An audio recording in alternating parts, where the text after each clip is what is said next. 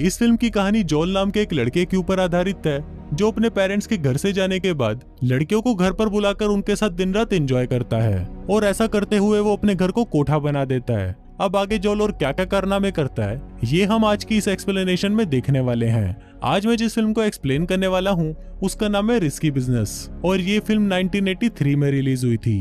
Movie की शुरुआत में हम जोल नाम के एक हाई स्कूल स्टूडेंट को देखते हैं जो अपने स्कूल से घर जा रहा होता है, पर तभी अचानक जोल के पिछवाड़े में चुल मचती है और वो अपने घर जाने की बजाय अपने पड़ोसी के घर चला जाता है। वहां जाकर वो देखता है कि घर का दरवाजा खुला हुआ है तो वो घर के अंदर चला जाता है। अंदर पहुंचते ही उसे ऊपर से पानी गिरने की आवाज आती है तो वो चेक करने के लिए ऊपर जाता है। जोल वहां पर देखता है कि एक लड़की बाथरूम में नहा रही होती है। अब उस लड़की को देखकर जोल के तन बदन में आग भड़क जाती है और वो भी उसके साथ नहाने के लिए तड़पना शुरू कर देता है। फिर वो लड़की जोल को देखकर उसे बोलती है कि क्या तुम मेरी पीठ रगड़ सकते हो। अब क्योंकि जोल एक बहुत आज्ञाकारी लड़का था इसलिए वो पूरी शिद्दत से उसकी पीठ रगड़ने के लिए उसके पास जाता है। जोल जैसे ही उस लड़की के पास पहुंचता है तो तभी उसकी नींद खुल जाती है और हम देखते हैं कि जोल सिर्फ सपना देख रहा था। फिर शाम को जोल अपने दोस्तों से मिलता है और वो उनके सामने लंबी लंबी फेंकना शुरू कर देता है। जोल बोलता है कि कल रात को मैंने पड़ोस की बेबी सीटर के साथ गपागप किया। अब ये बात सुनकर उसका कोई भी दोस्त उस पर विश्वास नहीं करता और सभी उस पर हंसने लगते हैं। इसके बाद जोल अपने एक दोस्त चमन चूतिया को बताता है कि उसके पेरेंट्स कुछ दिनों के लिए शहर से बाहर जा रहे हैं। इस पर चमन चूतिया उसे बोलता है कि तुम इस मौके को बिल्कुल भी गंवाना मत और रोज घर पर एक नई लड़की बुलाकर उसके साथ मजे करना। इसके बाद हम जोल के पेरेंट्स को देखते हैं जो बहुत ज्यादा स्ट्रिक्ट होते हैं। वो जाने से पहले जोल को बोलते हैं कि हमारे जाने के बाद घर के किसी भी सामान को छूना मत। फिर जोल के डैड उसको अपना म्यूजिक प्लेयर दिखाते हैं और बोलते हैं कि इसको तो तुम भूलकर भी मत छूना। इसके बाद जोल के पेरेंट्स वहां से चले जाते हैं और उनके जाते ही जोल की मौज हो जाती है। जोल सबसे पहले अपने डैड के म्यूजिक प्लेयर पर लाउड म्यूजिक लगाता है और नंगा होकर पूरे घर में नाचने लगता है। फिर शाम को जोल का एक दोस्त अपनी गर्लफ्रेंड को लेकर उसके घर पर आता है क्योंकि उसे भी पता चल चुका था कि जोल के पेरेंट्स घर पर नहीं हैं। फिर वो दोनों जोल के रूम में चले जाते हैं और वहां पर दबा दबा कर घपाघप करने लगते हैं।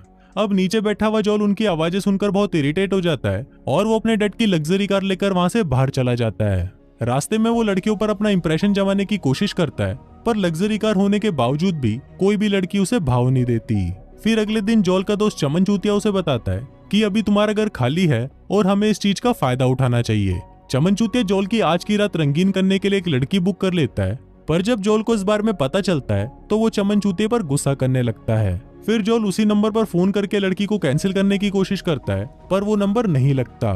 फिर रात को 8 बजे जोल के घर की घंटी बजती है और जोल को लगता है कि शायद वो लड़की आ चुकी है। अब जोल के अंदर भी ठरक जागना शुरू हो जाती है, पर फिर वो जैसे ही दरवाजा खोलता है तो वो देखता है कि उसके दोस्त ने लड़की की जगह एक मीठे को बुला लिया है। अब उसको देखते ही जोल के खड़े अरमान वापस सो जाते हैं और फिर वो गुस्से में अपने दोस्त चमन चूतिया को फोन करता है, पर इस पर चमन चूतिया उसे बोलता है कि मैं इसमें तुम्हारी कोई भी हेल्प नहीं कर सकता।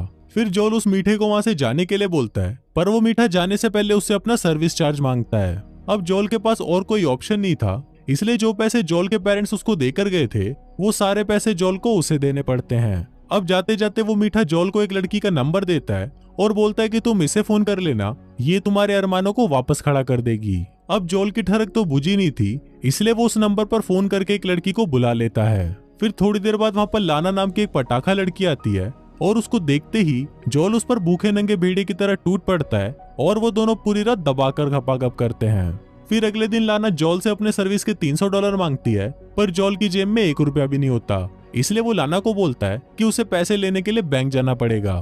फिर जोल जैसे ही बैंक से पैसे लेकर घर आता है तो वो देखता है कि लाना वहां से जा चुकी है और जाते जाते वो उसकी मॉम की एक बहुत ही महंगी ग्लास एग को अपने साथ ले जाती है। अब ये देखकर जोल बहुत ज्यादा घबरा जाता है और वो अपने दोस्त चमन चूतिया के साथ मिलकर लाना को ढूंढना शुरू कर देता है। और फिर एक दिन लाना उन्हें एक होटल में दिखाई देती है।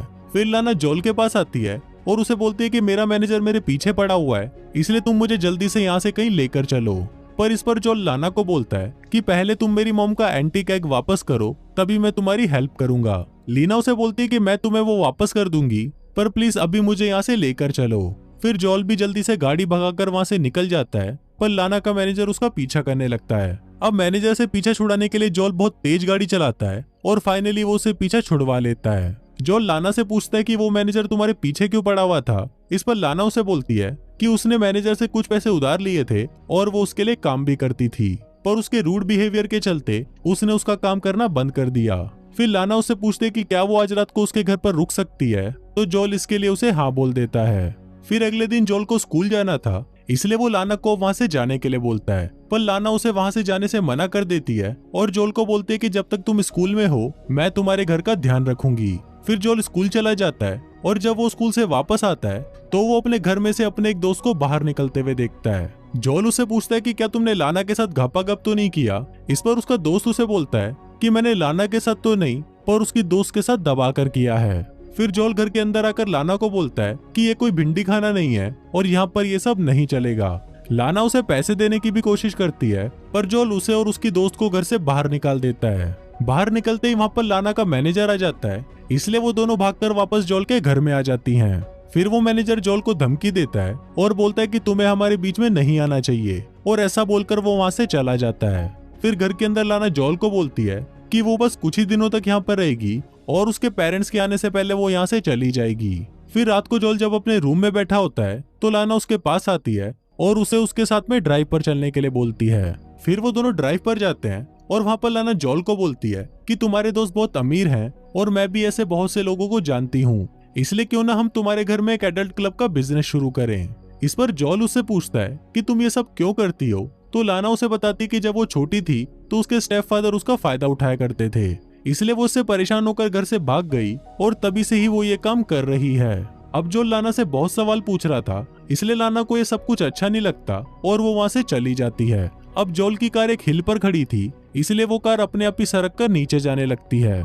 जोल उसे रोकने की बहुत कोशिश करता है, पर वो कार सीधा जाकर नदी में गिर जाती है। अब ये देखकर जोल की फटकर 64 हो जाती है, क्योंकि वो कार उसके डैड की सबसे लग्जरी कार थी। अब उस कार को रिपेयर कराने के लिए जोल को बहुत सारे पैसों की जरूरत थी, पर जोल के पास तो एक फूटी कौड़ी भी नहीं थी। अब जोल के पास कोई दूसरा ऑप्शन नहीं था, इसलिए वो लाना के पास जाता है और उसका बिजनेस प्रपोजल एक्सेप्ट कर लेता है। अब इसके बाद से ही उन दोनों की ऐश हो जाती है और वो दोनों अपने अपने कॉन्टेक्ट्स को यूज करके अपना बिजनेस शुरू कर देते हैं और जोल के घर में कस्टमर्स और लड़कियों की भीड़ लग जाती है। उसी रात एक कॉलेज से टट्टूलाल नाम का एक आदमी जोल का इंटरव्यू लेने उसके घर आता है। घर के अंदर आते ही वो देखता है कि ये घर कम और भिंडी खाना ज्यादा लग रहा है। फिर जोल उसे लेकर एक खाली कमरे में जाता है, पर जोल वहाँ पर एक बहुत बड़ा बिजनेस चला रहा था, इसलिए उस कमरे में हर थोड़ी देर में कोई ना कोई लड़की को लेकर आ जाता था। फिर वो रिक्रूटर जोल से पूछता है कि तुम आगे क्या करना चाहते हो, तो इस पर जोल उसे बोलता है कि मैं बिजनेस करना चाहता हूँ। फिर इंटरव्यू खत्म होने के बाद वो रिक्रूटर भी वहाँ पर रुक जाता है और 2-4 शॉट लेने के बाद वो वहाँ से चला जाता है, क्योंकि भैया टट्टी और ठरक को कोई नहीं रोक सकता, उसे तो बाहर निकालना ही होगा। इसके बाद लाना जोल के पास आती है और उसे बोलती है कि हमने बहुत सारे पैसे इकट्ठे कर लिए हैं और तुम आगे जाकर एक बहुत अच्छे बिजनेसमैन बन सकते हो। अब जोल और लाना के अंदर भी ठरक जागने लगती है और वो घपाघप करने के लिए एक ट्रेन में चढ़ जाते हैं। वहाँ वो ट्रेन के खाली होने का वेट करते हैं और ट्रेन जैसे ही खाली होती है तभी वो लपक कर एक दूसरे पर टूट पड़ते हैं और वहीं पर ही घपाघप करना शुरू कर देते हैं। अब जोल के पास भी बहुत सारे पैसे आ गए थे, इसलिए वो अपनी डैड की कार को रिपेयर करवा कर वापस घर ले आता है। जोल जैसे ही घर के अंदर आता है तो उसकी फिर से फटकर 64 हो जाती है।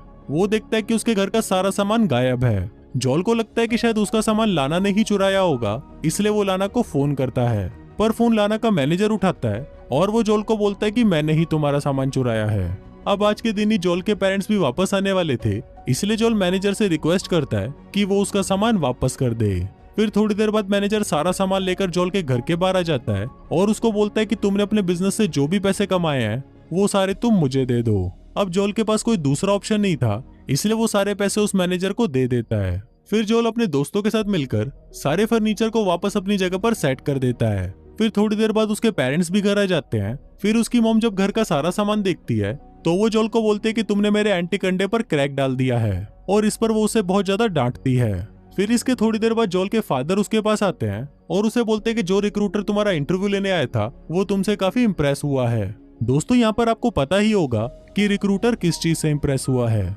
फिल्म के लास्ट सीन में हम देखते हैं कि जोल की मुलाकात वापस लाना से होती है और वो दोनों अपने फ्यूचर प्लान्स को डिस्कस करने लगते हैं, और इसी के साथ ही ये फिल्म यहीं खत्म हो जाती है।